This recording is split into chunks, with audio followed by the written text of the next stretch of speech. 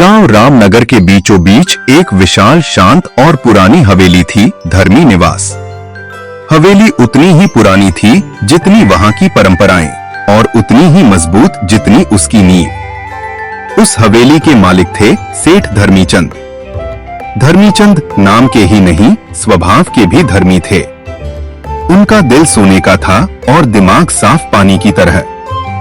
गांव वालों की मदद करना, गरीबों को रोजगार देना, किसी का घर टूटने न देना, ये सब उनके रोजमर्रा के काम थे।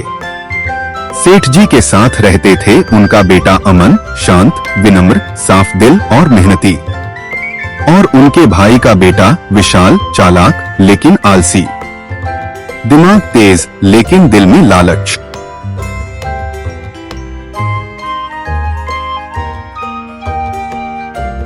पिताजी, मैं गोदाम की लिस्ट अपडेट कर देता हूँ।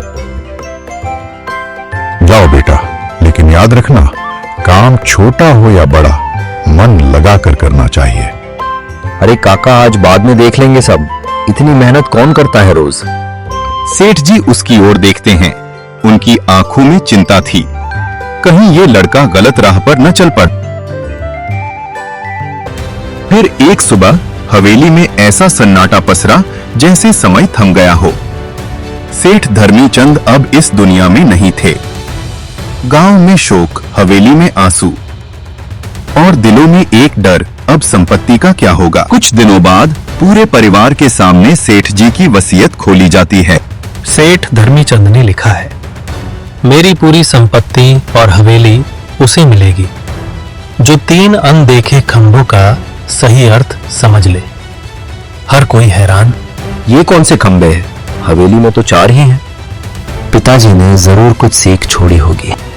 वकील आगे कहता है, इन परीक्षाओं का निरीक्षण गांव के सबसे ज्ञानी व्यक्ति गुरुजी करेंगे, और इस तरह शुरू होती है एक अनोखी परीक्षा।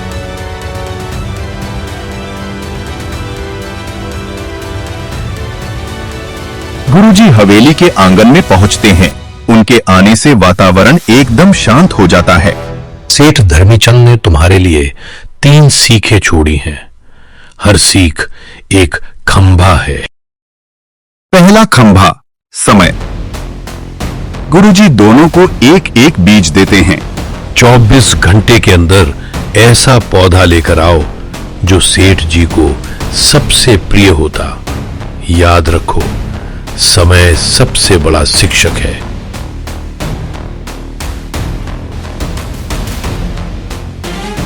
विशाल, लालच भरा रास्ता विशाल बाजार जाता है। सबसे महंगा, सबसे बड़ा पौधा खरीदता है। सीधे सीधे जीत जाऊंगा, मेहनत का क्या फायदा।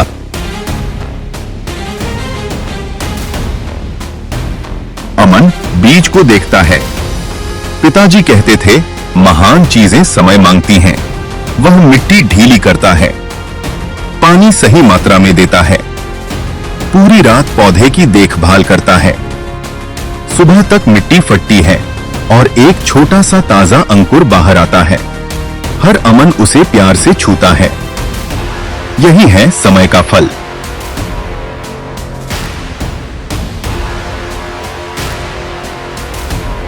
गुरुजी पहले विशाल का पौधा देखते हैं।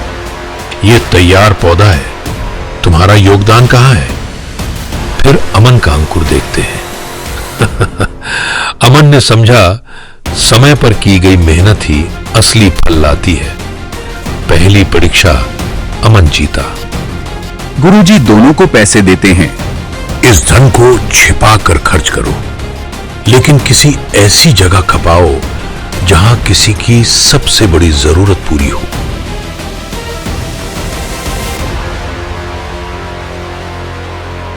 विशाल बाजार जाता है। एक महंगा तोहफा खरीदकर अपनी पत्नी को देता है। दान तो कर दिया, कौन देख रहा है?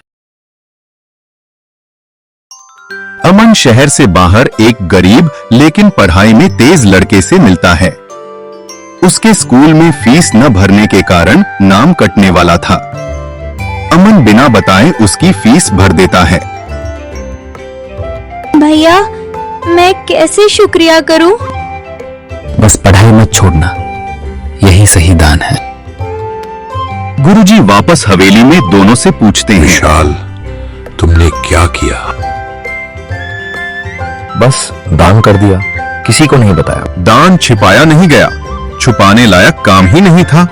फिर अमन से पूछते हैं, मैंने एक छात्र की फीस भर दी। पिताजी कहते थे भविष्य में किया गया निवेश ही असली दान है। अमन ने दूसरा खंभा भी समझ लिया।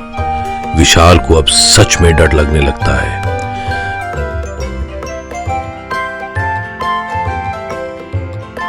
गुरुजी एक पुराना संदूक लाकर रखते हैं। इसमें असली खजाना है। इसे वही खोल पाएगा जिसे सेठ जी पर विश्वास है।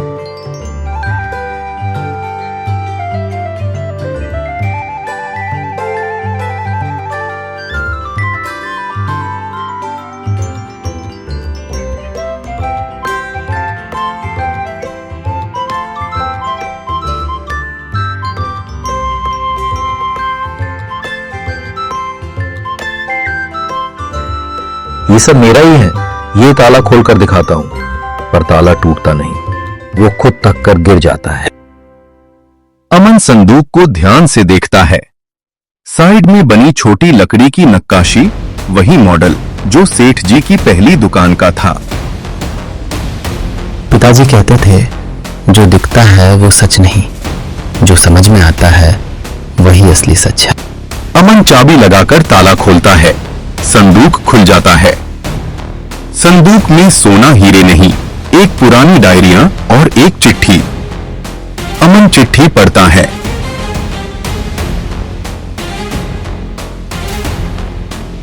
मेरे बच्चों, असली संपत्ति जमीन, मकान और सोना नहीं, समय, दान और विश्वास, ये 3 अनदेखे खंबे ही तुम्हें महान बनाते हैं।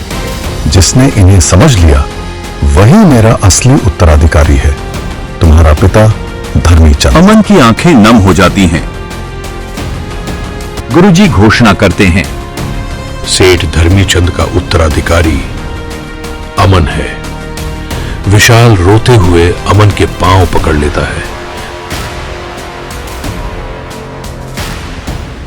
भाई, मुझसे गलती हुई, मैंने लालच में सब खो दिया। अमन उसे उठाता है। तुम मेरे भाई हो। संपत्ति बांटने से बढ़कर जो पिता ने सीख दी वही असली धन है।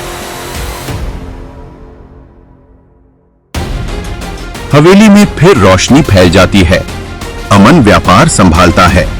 विशाल अपनी गलतियां सुधारकर काम सीखने लगता है। गांव में फिर से शांति लौट आती है। लोग कहते, धर्म का बेटा धर्मी ही बनेगा।